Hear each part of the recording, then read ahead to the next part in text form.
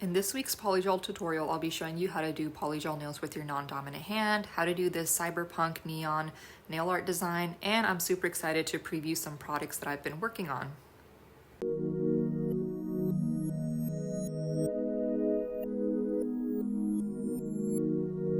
Welcome back to my channel. If you're new here, I'm super excited to have you join.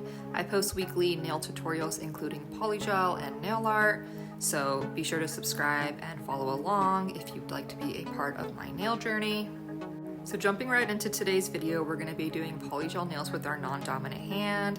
So I am right-handed, so I'm using my left hand here, and the first step is always going to be a good prep. So we are just gently pushing back the cuticle and kind of using this scaling tool here where needed. My nails were definitely pretty crusty. I hadn't done them in a while. I also like to use a cuticle bit with my e-file for my prep when I really need it, so I'm going to be using my Melody Susie e-file. The things that I use that are from Amazon will be linked in the description with my storefront, so this e-file will be on there. The drill bit itself is from Erica's ATA. This is the micro taper drill bit. You can get that on her website. She has really great drill bits when it comes to doing like dry manicures. So this is kind of my go-to when I really need it. And as I said, my nails are super crusty, so I definitely needed that for my prep. And this is a step that I always do, which is using a very fine grit sanding band from Pana. This is a 240 grit sanding band, using it at a pretty low speed, about 4 to 5 RPMs, making sure we keep it parallel to the nail plate, and we're just gonna work it into the cuticle area as well. Just make sure we get off anything that may be remaining on the nail plate in terms of any dead cuticle, and then also just removing the shine very gently. This is pretty minimal, but I do feel like it's an important part of my prep as well that I have integrated into my routine and been doing for a while. And then I'm just gonna shorten my natural nails a little bit. This is optional. I like keeping my natural nails short, so if you wanna go ahead and file them down, you would do that at this point before we apply our nail tips. I haven't done a tapered square / square polygel nail set in a while, so I'm super excited for this. These are the tapered square nail tips that I like to use from the Bougie Bar. So when it comes to sizing, this is gonna be too big, as you can see here. So I just wanted to show some examples, and this is a good fit, but you wanna make sure you don't have to force it down for it to fit. It should fit like kind of naturally and with ease. So again, as long as it fits sidewall to sidewall and you don't have to like force it down, that should be a pretty good fit. And if they're too big and you're kind of in between sizes, one's too big, one's too small, you could try filing them down a little bit, but I just wanted to show a bit of how I try to make sure I size out my nail tips. Then we just dehydrate with some Young Nail Swipe and a lint-free wipe, which was in the last clip. And then for our nail glue, I like to use a brush on nail glue, put a drop in the center, and then I just put it on the nail for about 10 seconds. Hold it pretty tight, try to make it as straight as I can, and that pretty much does the trick. I've been using this Young Nails brush on glue for a while. I've stuck to it for a couple years now, and I love it. It works really well. I feel like it's much easier to apply the glue in a more precise manner with the brush on glue. It's just less messy. And yeah, so we're just gonna go ahead and glue on all our nail tips. As you can see, this is kind of the motion I use to glue them on, and then just pop it right on there and hold for about 10 seconds, and that should do the trick. And like I mentioned, we're doing this with our non-dominant hand today, so it's pretty much the same routine that I would do for the other hand. I'm just using my opposite hand, so if things look a little bit awkward or they're a little bit slower, that's why, but practice makes perfect. So now I'm just using a nail tip cutter and some magnets to size out how short I wanted to cut my nails. So I wanted to do a decently long set, so that's a really great tip for cutting down your nail tips and making sure they're even, is just popping the magnets on there. And then the magnets will line up to the length that you want, and then you can just go ahead and clip your nail tips from there. Now I'm using that same fine grit sanding band and just removing the shine from the nail tip and blending a little bit where the natural nail meets the nail tip. You want to make sure you keep your sanding band on the plastic nail tip itself, and keep it pretty minimal. You don't want to file down the plastic nail tips too much. This is just a little bit to help them blend a little bit more seamlessly, and then give a little bit of anchor to those nail tips by removing the shine. Then just taking a manicure brush and getting rid of that dust before we go in with our Young Nails Protein Bond. This is a primer. So I like to start towards the bottom of the nail, then work my way up. Usually one coat does the trick, and you definitely want to make sure you're not flooding the nail with this. Primer is important, but you just want to make sure you're not using too much, otherwise it can cause lifting. Once that's dry, we're gonna use our gel base coat, or you can use like a rubber base coat if you want. Any sort of gel base coat will work. So I'm doing that here, applying a layer to the natural nail as well as the nail tip.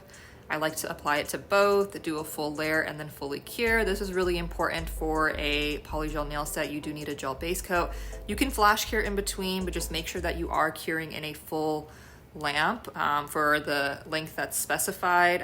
You can flash cure in between as needed, but definitely make sure you use a full lamp. I just don't have it on the camera, but just wanted to show that, you know, flash curing is an option in between, but definitely make sure you do your full cure as well.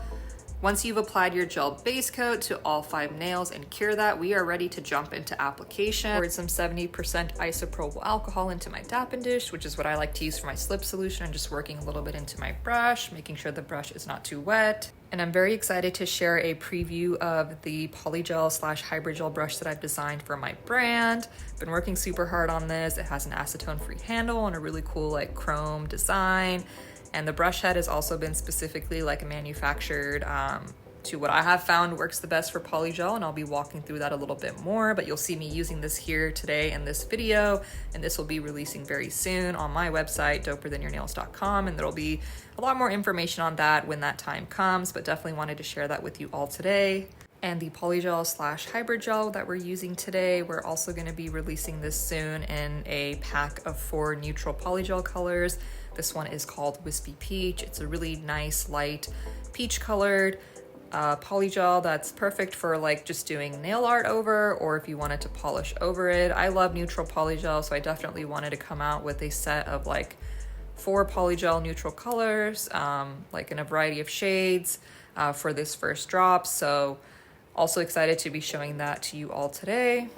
The brush head also has like a slightly tapered rounded top, so it's easy to get into those cuticle areas. But then the base of the brush has some thickness to it, so it has enough bulk and strength to still like drag the polygel and hybrid gel down the rest of the brush. So excited to be releasing and sharing that with you all soon.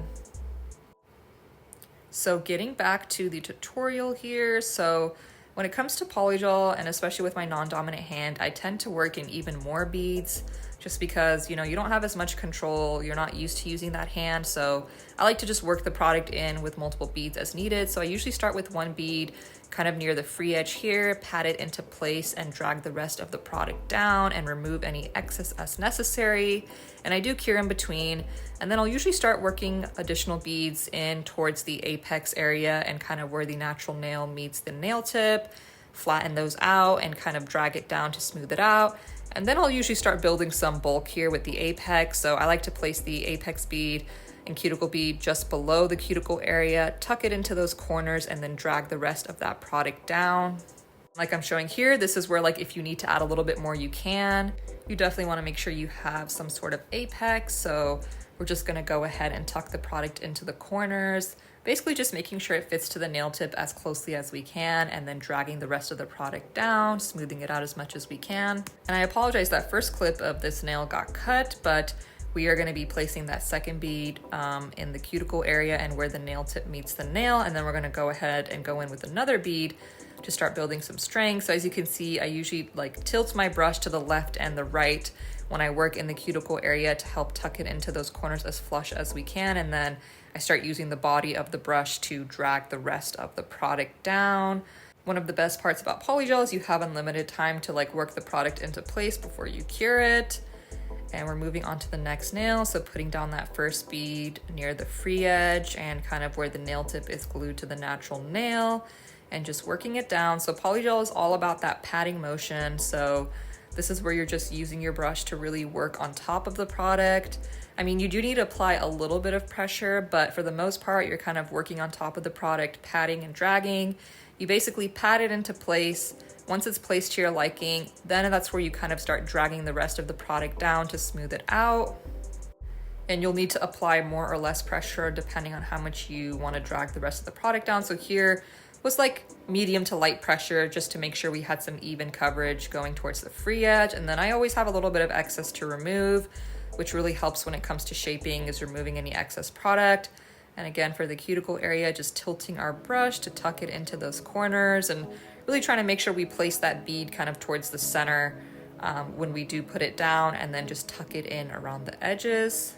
The pinky is always the hardest one for me to film, but here's a little bit of a cuticle application. Clip, just tucking into those corners, making sure we don't flatten the apex too much and dragging the rest down. Here's how everything is looking once it's cured and we're ready for some shaping. So I'm going to be using a dust collector. This one's from Young Nails, an N95 mask, and some safety glasses. And we're going to be using that Melody Susie e-file again. And we're starting off with the 5-in-1 tapered bit from Pana. This is a fine grit one. And if you've seen my videos before, you know that I like to use this bit for the cuticle area. It's very popular. A lot of nail artists, nail techs use this because it's just the kind of tapered shape really helps with the cuticle area and just really getting in there. So I use it at about 5 RPMs, and I like to actually clean up the cuticle area first. And if you've watched my videos before, you know that I do this step first, and I just feel like it's really helped me see visually where I need to shape more or less before I go too far into my process. And that was just me kind of showing you want to keep your bit parallel to the nail plate. You don't want to tilt it up too much. You don't want to dig into your nail. Keep it as parallel as you can. And this step, you know, for the most part, should be pretty light. Let the drill bit do the work for you. We're just kind of visually seeing where we need to clean up that cuticle area and making it as flush as possible between where the polygel meets the cuticle area. This is the area that we're working on, and you just want to make sure you have a nice progression from the edge of the cuticle to the rest of the nail, and it will all come together in the end. It always looks a little wonky, especially when I do my non-dominant hand, but once I like hand file and everything, it looks fine in the end. So we're just going to take it step by step.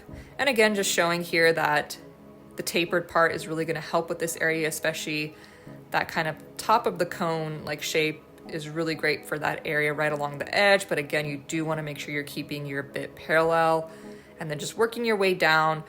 You want to make sure it kind of has a good transition as well. Like, you don't want like a mountain for your apex. You kind of just want to make sure it gradually, you know, goes from like flush to the apex, and then, you know, the rest of the nail structure, if that makes sense. So anyways, just using that to help flush out some of those areas and kind of debulk where needed as well, kind of near the apex. Because I've learned that it's not just about like making sure the edge is like nice and flush, but really making sure you have that nice progression, if that makes sense. And I'll show a little bit more of that once we get farther along into our shaping.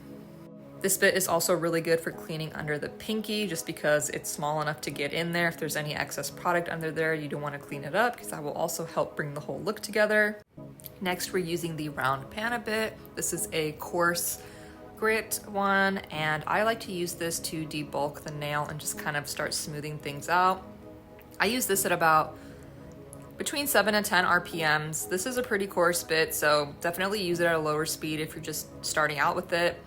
But it's really great for kind of helping smooth out the apex area, make sure everything has a nice progression. It's also great for the cuticle area as well. You just want to make sure you use a light touch, because this is definitely gonna start filing away the product like a lot faster than that fine grit one that we use. So as you can see, I just like to use it along the entire surface of the nail. And definitely, if you're using an e-file to shape, start out with the lower speed. If you're not used to doing it with your non-dominant hand, it will take time to kind of get used to it, and you can kind of use your hands to brace, you know, just like brace yourself against, you know, your hands and just have a little bit more stability like I'm doing here. And as you get used to it, it will become easier to use an e-file, but definitely using a lower speed helps in the beginning. And like I mentioned, this bit is really good for just helping, starting like kind of perfecting the structure of the nail, making sure that everything is kind of, you know, like the bulk of the product is towards the center of the nail and things are kind of nice and tapered out towards the edges and not too bulky. So this motion here really helps with that.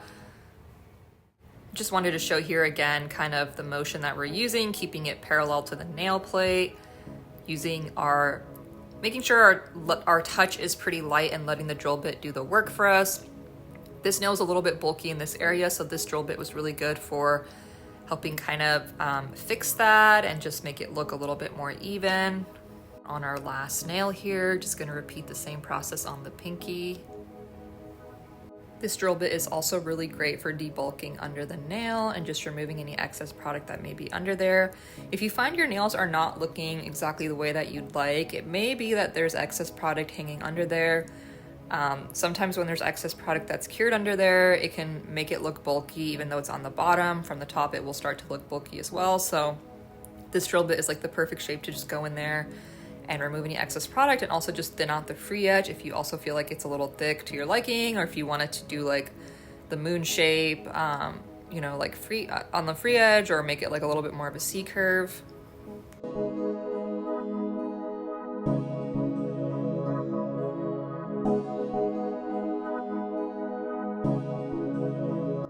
Now for the kind of last major step when it comes to shaping is hand filing. So I use an 80 grit hand file. I like to season the edges with another file, which just kind of helps make it not as sharp, especially when it's, you know, you're using a fresh file. It can be pretty sharp to start with, so this really helps with that. So, and these files are pretty coarse in general, but that's also why they're really good at kind of achieving that crispy shape. So kind of like I was talking about underneath the free edge, one of the first things I like to do is just make sure that the sidewalls from underneath are as straight and as clean as possible. So running your file under there really helps with that, but I try to be mindful of keeping the file as straight as I can, and also making sure that I'm like constantly moving my file and not filing too much in any one area so that I don't accidentally create a notch. And you will notice that, you know, it will start to look much straighter and cleaner under there if it wasn't before. So definitely recommend starting out with that or incorporating that as part of your shaping routine. Once we filed under the sidewalls, I like to file against the sidewall, and this is again to just make things as straight as possible. So if there's any like bumps or uneven parts, this part really helps kind of straighten that out, like you can see here that I'm pointing to. You just want to make sure that you don't want to dig too much into like the actual corners of the free edge, which is kind of what I was pointing to as well. If you file too much into those corners, you're going to start getting a coffin shape. I mean, you can definitely file against them and clean them up and make them more crisp, but I know as a beginner, I definitely would start angling in too much, and then you end up like ruining the square shape. So honestly, I just try to stay away from it from the most part, stay away from those very tippy top like corners. And then finally, I like to file on top of the surface of the nail. So once you see that white dust, that kind of like chalky dust that like basically indicates that you filed over that part, like over the entire surface of the nail, that'll indicate that you've pretty much hit every single part of the nail and that you should have pretty much an even coverage. This is a coarse file, so this is not necessarily gonna make it super smooth. That's what buffing for is at the end. But this is gonna help, again, get rid of any like bumps or unevenness that, you know, your e-file didn't get. And then we're just gonna finish off with the free edge. So I like to make mine pretty like squared off. If you wanted to make like a moon shape or angle it in a little bit more, you could do that as well, but I like to keep it pretty simple. So I like to do this motion as well, but I pull away so that I don't accidentally file too much into the corner again. And we're gonna be applying gel polish over our nails today, so I'm gonna file again later on anyways, but this just kind of helps me visually see that we've pretty much achieved the nice crisp shape that we want. So you can see things are already looking a lot better from application. And I used to think that like if I only needed an e-file to shape, and totally understand that for some nail artists that's like all they need, but I feel like for me a combination of both has really made the difference. So yeah, just like doing those little things can really help, especially with your non-dominant hand. You know, that's always going to have a lot more imperfections than, you know, using your dominant hand. So the hand file in combination with the e-file really helps. So we are going to go ahead and repeat all those steps on the other nail. So after filing under the sidewall, we're going to file against the sidewall. And I will tell you, like, filing your own nails is like, it can be really uncomfortable, especially when they're longer, because you really start to feel that pressure. So really brace your hands, like hold on top of the nail if you need to some degree. Trying to keep it as still and as stabilized as possible will definitely help minimize any pressure that you feel. Yeah, we're just gonna file over the surface here and then the free edge and just square that off before we keep moving on to the rest of the nails.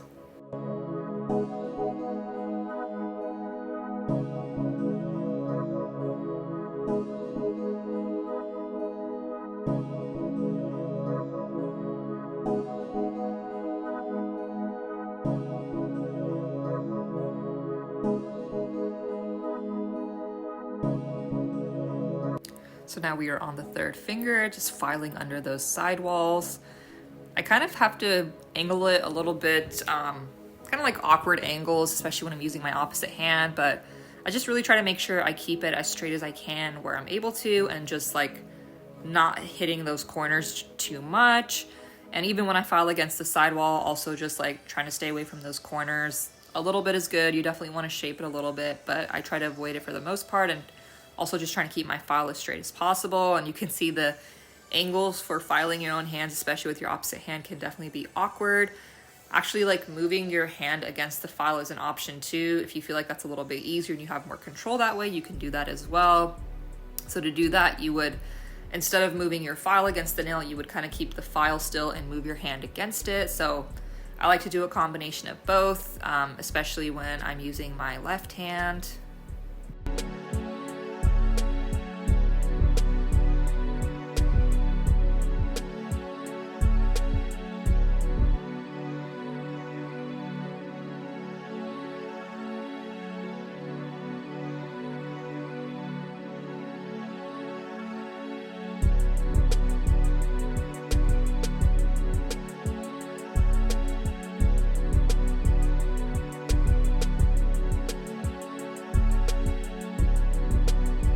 Kind of visually checking in here, and you can definitely see like where hand filing really kind of ties everything together. Like you feel like you're like 95% there, like hand filing will help you hit that remaining 5% and really get as crispy of a shape as you can, especially for square nails, because if you think of a square, like it's 4 distinct sharp corners, so that's really important to achieve, to make sure your square nails look as square as possible. So a hand file is absolutely going to help with that. Great example here of what I mean, like you will have to brace your hand in some pretty awkward ways, especially if you're doing longer nails, just so that you don't feel as much pressure when you're hand filing. I've seen some people like also rest their hand on top of something and then do it that way. So do whatever feels most comfortable.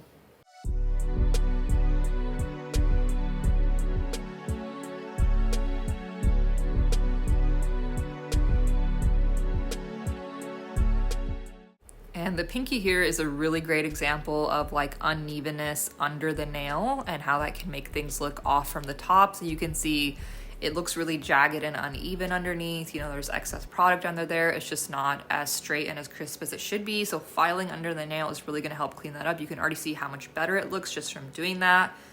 So just again, like reiterating, like sometimes it's not just about filing on top of the nail. Like I remember as a beginner, I would keep filing on top and I'm like, why is it not turning out the way that I like? I feel like I filed everything I can from the top, and then I finally learned, oh, I also need to be filing from the bottom as well, and it makes all the difference.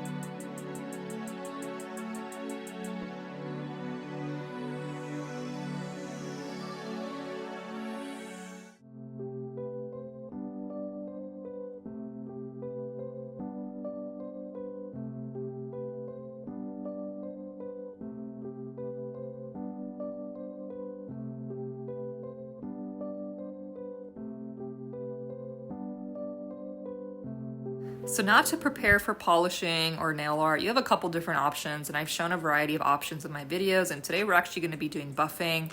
Sometimes I just use my fine grit sanding band to do this instead, but you do get a little bit of a smoother finish with the buffer, especially if you're using like a pretty soft buffer. So the 80/80 grit hand file definitely helps get rid of any unevenness, but just to like get that really smooth finish, like it's going to give you like a really smooth base for like nail art or just polishing in this case. A buffer really helps with that as well. So we're just going to finish off with buffing all of the nails out, and then we will be ready to move on to our nail art design. Make sure I've really gotten all of that dust off of there. I do scrub it down with my manicure brush and some isopropyl alcohol. And then just to be extra sure, so we don't want any dust, like here's how things are looking. Polish, I go over everything for the non-dominant hand just one more time to be extra sure. And here's how everything is looking. We are ready to get into our nail art. So I wanted to polish over the nails today because we are going to be doing a neon green cyberpunk inspired design. Here are some inspo images. We're going to be using this really bright neon green from Madame Glam called Celestial Jungle. And I'm using a gel brush. This is not the gel brush that I used for my polygel, but this is another gel brush that I'll probably be releasing in the near future. Just to help polish, gel polish onto your nails or like thicker gel paints. So we're still kind of working out the final details on this one, but just kind of a quick preview. So polishing your nails with your non-dominant hand is definitely not easy, but using a brush like this can really help, especially if you're a beginner, because getting the cuticle area just right is definitely the trickiest part, like knowing how much of a gap to leave. So I like to get one layer down, make sure I remove any excess product underneath with a lint-free wipe because I don't want to bulk up that shape. I want to do as little as possible of that. And then sometimes you can also just use the brush from the bottle itself if you feel comfortable. This is definitely going to help you get more product on there as well, and then just clean up any excess or any mistakes. And again, I'm like obsessed with doing this thing where I wipe underneath the cuticle area. So whether you're using a gel brush or the brush from the bottle, applying in 2 layers or multiple and curing in between is really kind of the trick with the gel polish. So we're going to continue on with the rest of the nails here. And once you kind of polish like the free edge, that part is definitely like going to help you feel more confident once you see coverage there. And then once you get to the cuticle area, you can start like using the tip of the brush edges to really get the corners in there as cleanly as you can. So this is what I mean by like, I'll make sure I polish the body of the nail as much as I can, and then I'll worry about the edges, and I kind of really inch my way up there. I don't go for it all in the first go. Like after the first layer, this is where I'll go in and really see, where I want to get closer to the edge of the cuticle and just add some more color in there. So again, using like the edges of the brush to kind of feather it out and get into those corners. And you can use a liner brush as well. This is also a really great trick to just get those cuticles as clean as you can. But I know for me personally, I've always found polishing difficult, especially with really bright colors like this. But one of the great things about polygel is, just like acrylic, you can apply any gel polish of your choice over a base, like a neutral base like the Wispy Peach. So I really wanted to do that for today's set. Once that's all cured, we're gonna be doing a kind of sponge aura effect, but we're gonna be applying it over the entire nail because there is some black in our inspo. I wanted to do this in the nail set, but kind of in a subtle way. So I'm using this sponge tool, which is really handy, from Amazon, and literally just sponging the black gel polish onto there. You can kind of dab out the excess if you want a lighter effect. If you want more of a darker effect, you wanna leave more polish on the sponge, but we were going for something pretty light. So we're just taking our sponge, and this was actually pretty fun and definitely like not complicated, pretty easy. You can just kind of work your way along the nail and just kind of dab it in there, and it gives you a really nice kind of effect. And if you wanted to do like an aura effect with this, you could just concentrate it at the center. Once that's cured, we're gonna start doing our 3D gel. So I'm using a blob of 3D gel with just like the applicator here. This is South Texas gel glue. So it has like a skinny applicator, which really helps. So I'm just doing like 3 big drops. They kind of look like giant raindrops, and you can try to level it out with your liner brush, or you could just flip your hand over, which I think is way easier, and it'll kind of start to level out and be a little bit more, like not too spread out. So for 3D gel art designs that require a brush, I like to just like take the tip of the brush and put it against the applicator this way, or you could put some on your nail art palette, whatever you prefer.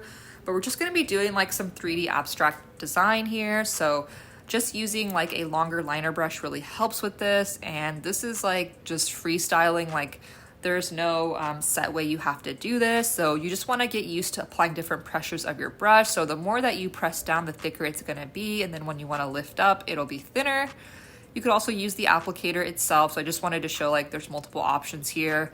I kind of like the liner brush better. It just depends on what kind of design I'm doing. But either way, you kind of get that 3D abstract effect. Once that's cured, I'm going to be applying this jelly neon green gel polish on top of those bubbles and 3D nail art designs. So this is Electric Enigma for South Texas Nail Supply, and we're just using a liner brush once that gel glue is cured to just add a little bit on top.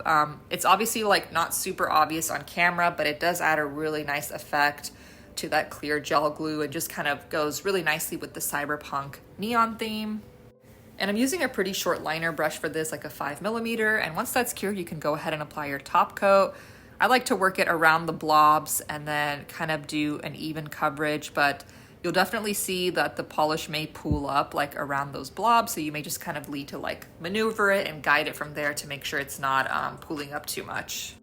And same thing here, just using that neon green jelly polish to go over those blobs just to add like a really subtle effect.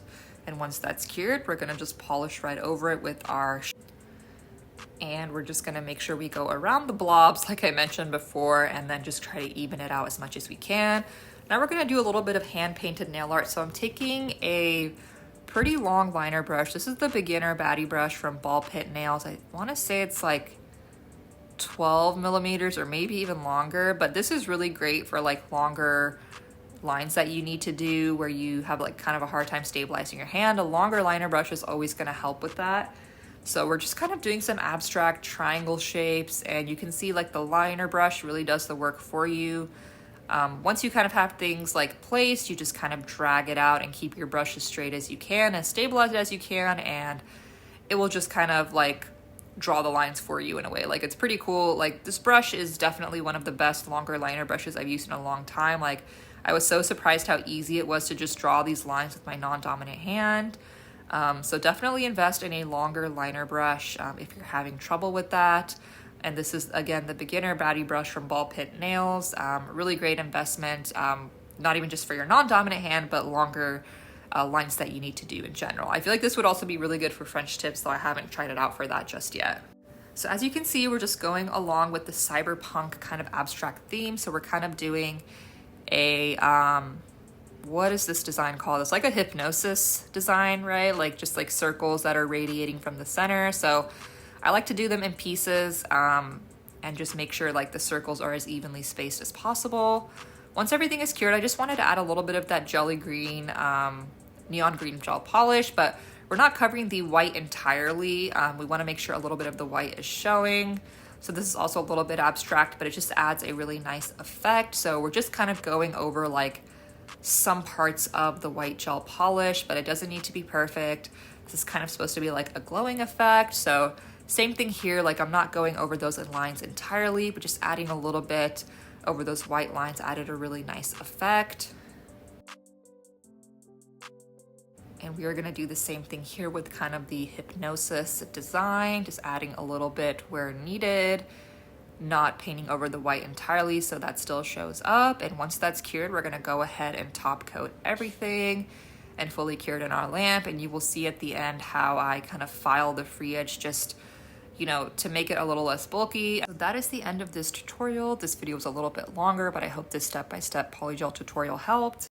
The polygel, the brush, and some gel polishes will be releasing very soon, so very excited to share those updates as they come, and I hope to see you in next week's video as well.